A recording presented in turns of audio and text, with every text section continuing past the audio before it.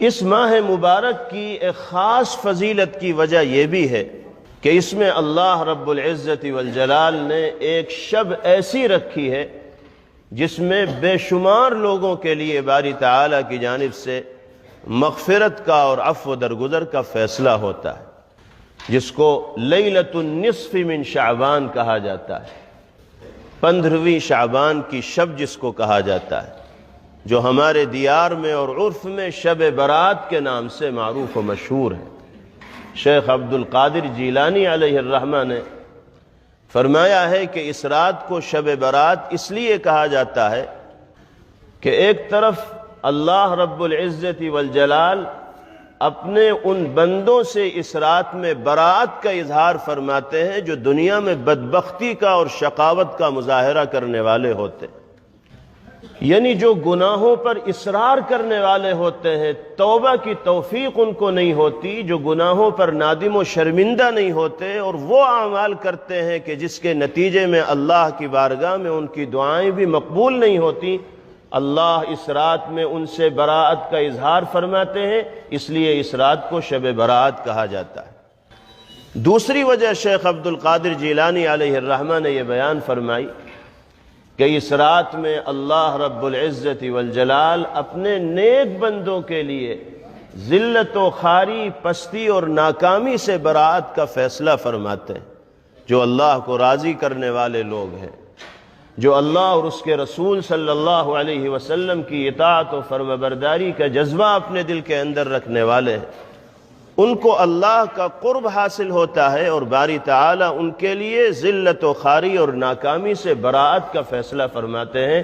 اس حیثیت سے اس رات کو شب براءت کا نام دیا گیا۔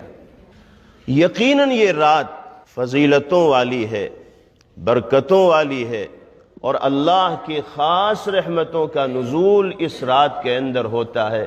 نبی کریم علیہ السلام نے یہ تفصیل بھی ارشاد فرمائی کہ آسمان دنیا پر اللہ رب العزت والجلال تشریف لاتے ہیں اور برابر باری تعالیٰ کی طرف سے فرشتے یہ ندا لگاتے ہیں، الا من مستغفر فاغفر له، ہے کوئی معافی کا طلبگار کہ میں اس کے لیے معافی کے فیصلے کروں، الا من مبتلا فاعافیہ، ہے کوئی پریشان حال کہ میں اس کے لیے عافیت کا فیصلہ کروں، ہے کوئی امتحان و آزمائش کے اندر پھنسا ہوا انسان مجھ سے فریاد کرے میں اس کی فریاد رسی کروں، الا من مسترزق فارزقہ، ہے کوئی روزی کا طلبگار کہ میں اس کے لیے روزی عطا کرنے کا فیصلہ کروں، الا من سائل فاعطیہ، ہے کوئی مانگنے والا کہ میں اس کی جھولی بھروں۔ برابر اس طرح کی ندا، اس طرح کی پکار، اس طرح کی آواز اللہ کے حکم سے فرشتے لگاتے ہیں، اور جو خوش نصیب لوگ اس فضیلت و برکت والی رات میں اللہ کے حضور تنہائی میں روتے ہیں، گڑ گڑاتے ہیں، فریاد کرتے ہیں، باری تعالیٰ ان کی جھولیوں کو بھرتے ہیں اور اپنی رحمت سے ان کو محروم نہیں فرماتے۔ اگرچہ اللہ کی طرف سے ندا لگانے والے یہ فرشتے سال کی ہر رات میں آسمان دنیا پر آتے ہیں، اور رات کے آخری پہر میں ہر رات میں اس طرح کی ندا باری تعالیٰ کی جانب سے فرشتے لگاتے ہیں، اور خوش نصیب لوگ رات کے آخری پہر میں اٹھ کر اللہ سے فریاد کرتے ہیں اور اپنی جھولیاں بھرتے ہیں۔ لیکن خاص طور پر شب برات کے موقع پر جو احادیث میں فضائل مذکور ہیں، اگرچہ سند کے اعتبار سے وہ زیادہ مضبوط نہیں، لیکن 17 سے زیادہ صحابہ کرام رضوان اللہ علیہم اجمعین نے ان فضائل کو ذکر کیا ہے، اس لیے ان کو تسلیم کیا گیا ہے، اور یہ بات مسلم ہے کہ یہ برکت والی اور فضیلت والی رات ہے، اس میں عبادت کا اہتمام کرنا چاہیے۔ لیکن دوسری بات یہ ہے کہ میں نے شروع میں عرض کیا تھا کہ دین نام ہے اتباع اور پیروی کا، عبادت کا وہی طریقہ اللہ کے یہاں مقبول ہوگا جو طریقہ ہمیں نبی کریم علیہ السلام سے اور صحابہ کرام رضوان اللہ علیہم اجمعین سے ملا ہے۔ اگر ہم اپنے طور پر کسی طریقے کو عبادت میں شامل کریں تو چاہے دیکھنے میں وہ کتنا ہی بہتر ہو، لیکن اللہ کے نظام کے مطابق وہ قابل قبول نہیں ہوگا۔ مثال کے طور پر فجر کی نماز کے لیے 2 رکعتوں کو فرض قرار دیا گیا۔ اب کوئی آدمی یہ سوچنے لگے کہ میاں 2 رکعت تو بہت جلدی ہو جاتی ہیں، صبح کو تو بڑا وقت رہتا ہے، ہم تو 6 رکعتیں پڑھیں گے فجر میں۔ تو دیکھنے میں تو یہ بڑی اچھی چیز ہے کہ 2 کے بجائے 6 پڑھی جا رہی ہیں، لیکن جو 6 رکعت فجر پڑھے گا تو وہ اس کے منہ پہ دے ماری جائے گی، یہ قابل قبول نہیں ہوگی۔ اس لیے کہ فجر ویسی ہی پڑھنی ہے جیسی نبی کریم علیہ السلام نے سکھلائی ہے، صحابہ نے جیسا عمل کیا ہے وہی ہمارے لیے نمونہ ہے، اور آپ ہی کی ذات ہمارے لیے آئیڈیل ہے۔ اسی طریقے سے شعبان کی یہ رات یقیناً فضیلتوں والی اور برکتوں والی ہے، لیکن اس رات میں عبادت کا وہی طریقہ درست ہوگا جو ہمیں نبی پاک علیہ السلام سے اور صحابہ کرام رضوان اللہ تعالی علیہم اجمعین سے ملا ہے۔ کیا طریقہ ہمیں ملا ہے؟ طریقہ ہمیں یہ ملا ہے کہ اس رات میں انفرادی طور پر اللہ جو توفیق آپ کو دیں وہ عبادت آپ کریں۔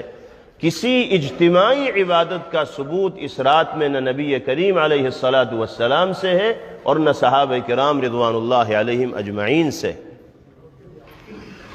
اپنے گھروں میں رہ کر قرآن پاک کی تلاوت کی جائے، نفل نمازیں پڑھی جائیں، پوری رات جاگنے کی بھی ضرورت نہیں، بشاشت کے ساتھ، خوش دلی کے ساتھ جتنے حصے ہم اور آپ عبادت کر سکتے ہوں انفرادی طور پر اپنے اپنے گھروں میں آ کر عبادت کریں۔ اجتماعی عبادت کا ثبوت اس رات میں نہیں ملتا ہے کہ پورا کا پورا جتھا مسجدوں کے اندر اکٹھا ہو جائے، جماعتیں مسجدوں کے اندر اکٹھی ہو جائیں اور اجتماعی عبادت کی جا رہی ہو۔ بعض جگہ نفلی نمازوں کا جماعت کے ساتھ اہتمام ہوتا ہے اس رات میں، اس کا کوئی ثبوت نہ پیغمبر علیہ السلام سے ہے اور نہ صحابہ کرام رضوان اللہ علیہم اجمعین سے۔ اس لیے ہمیں اس کا اہتمام کرنا چاہیے کہ انفرادی طور پر اللہ ہمیں جو توفیق دے اس کے مطابق ہم عبادت کریں، اور کوئی خاص عمل اس رات کے لیے نہیں ہے۔ بعض کتابوں کے اندر لکھا ہے کہ اتنی رکعت نفل نمازیں پڑھی جائیں اور پہلی رکعت میں یہ سورت ہو اور دوسری رکعت میں یہ سورت ہو، اور فلاں سورت اتنی مرتبہ پڑھی جائے، فلاں سورت اتنی مرتبہ پڑھی جائے۔ ان تمام چیزوں کا کوئی ثبوت نہیں ہے۔ جس طرح عام دنوں میں نفل نمازیں پڑھی جاتی ہیں بالکل اسی طرح اس رات میں بھی نفل نمازیں پڑھی جائیں گی، جتنی اللہ توفیق دیں اس کی بھی کوئی تعداد مقرر نہیں۔ ایک بات تو یہ ہمیں ذہن نشین کر لینی چاہیے اور اس کی کوشش کرنی چاہیے کہ گھروں ہی میں عبادت کا اہتمام ہو۔ پیغمبر علیہ السلام نے ارشاد فرمایا، لا تتخذوا بیوتکم قبورا، اپنے گھروں کو قبرستان مت بناؤ، یعنی گھروں کو نمازوں سے آباد کرو۔ نمازیں پڑھی جائیں گی تو گھروں کے اندر زندگی آئے گی، نورانیت آئیں گی، برکات آئیں گی، تو نوافل کا اہتمام ہمیں گھروں کے اندر کرنا چاہیے۔ دوسری چیز، قبرستان جانے کا جو مسئلہ ہے اس رات میں، اس کے سلسلے میں بھی بہت اچھی طرح ہمیں یہ سمجھ لینا چاہیے کہ ہمارے لیے وہی طریقہ درست ہے جو نبی کریم علیہ السلام نے اختیار فرمایا۔ آپ کو یہ معلوم ہونا چاہیے کہ زندگی میں صرف ایک مرتبہ اتنی خاموشی کے ساتھ پیغمبر علیہ السلام کا اس رات میں قبرستان جانا ثابت ہے کہ آپ کی زوجہ مبارکہ کو بھی نہیں پتہ چلا کہ آپ گئے کہاں۔ دوسرے لوگوں کو پتہ چلنا تو دور کی بات، تنہا آپ تشریف لے گئے۔ حضرت عائشہ رضی اللہ تعالی عنہ بسترے پر تلاش کرنے لگی کہ کہاں چلے گئے، واپس آئے تو پتہ چلا کہ آپ قبرستان تشریف لے گئے۔ نہ اس سے پہلے کبھی آپ کا جانا ثابت ہے اور نہ اس کے بعد آپ کا کبھی جانا ثابت ہے، اور نہ حضرات صحابہ رضوان اللہ تعالی علیہم اجمعین کا اہتمام کے ساتھ اس رات میں قبرستان جانا ثابت ہے۔ آپ بتائیے، اگر قبرستان جانا شب برات میں اتنا ہی لازمی اور ضروری ہوتا تو ہم سے زیادہ سنتوں پر عمل کرنے کا جذبہ صحابہ کرام رضوان اللہ علیہم اجمعین رکھنے والے تھے یا نہیں تھے؟ وہ تو آپ کے اشاروں پر مرنے اور مٹنے کا جذبہ رکھتے تھے، لیکن ان کی زندگیوں میں بھی یہ معمول نہیں پایا جاتا۔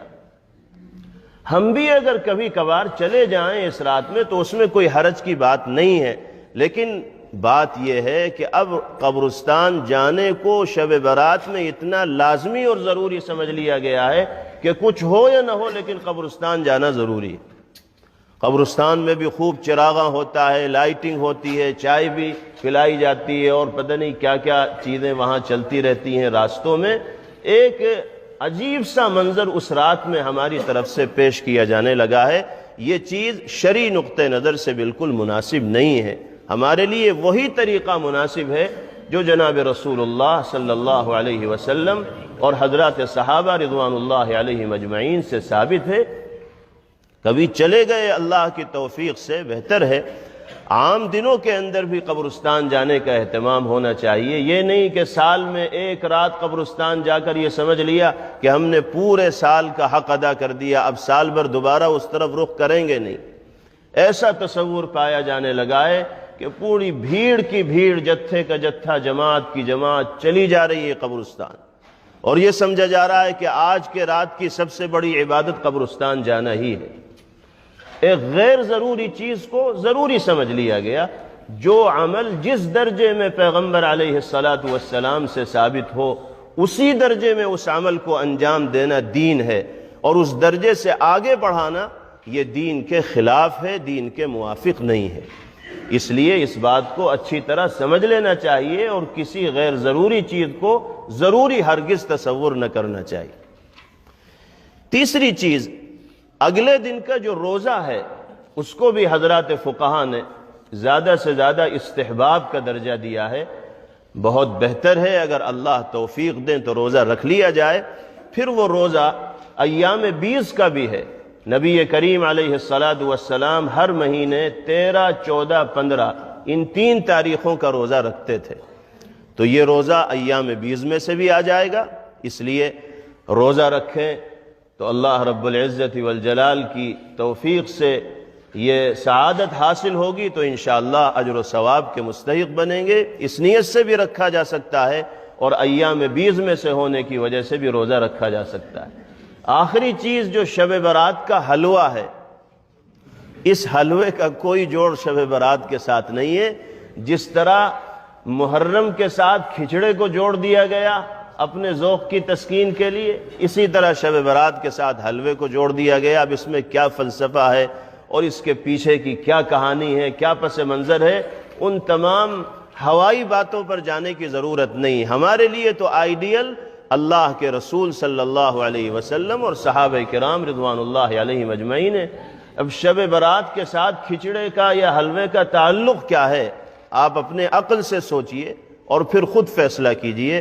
تو اللہ تعالی ہم سب کو شریعت و سنت پر عمل کرنے کی توفیق نصیب فرمائے اور ہر طرح کے خلاف شرع اعمال سے باری تعالی ہماری حفاظت فرمائے۔ اس سال شب برات ایک ایسے موقع پر آ رہی ہے جس میں غیروں کا تہوار بھی ہے، تو پہلے سے زیادہ محتاط ہونے کی ضرورت ہے۔ باہر کسی طرح کے اجتماعات بالکل مناسب نہیں، عام حالات میں بھی مناسب نہیں، انفرادی عبادات ہونی چاہیے۔ اور ان حالات میں جبکہ کووڈ کی وجہ سے بھی مختلف طرح کی پابندیاں ہیں اور دوسروں کے تہوار بھی ہیں، اور شرعی اعتبار سے بھی ہمیں اجتماعی طور پر عبادات کرنے کی اجازت اس رات میں نہیں ہے، تو کیوں غیر ضروری چیز کو ضروری بنایا جائے؟ اس لیے گھروں کے اندر عبادت کا اہتمام ہو جتنی اللہ توفیق دے۔ باری تعالی ہم سب کے اعمال کو اپنی بارگاہ میں قبول فرمائے اور ہر طرح کے شرور و فتن سے اللہ ہماری حفاظت فرمائے۔ وآخر دعوانا ان الحمد للہ رب العالمین۔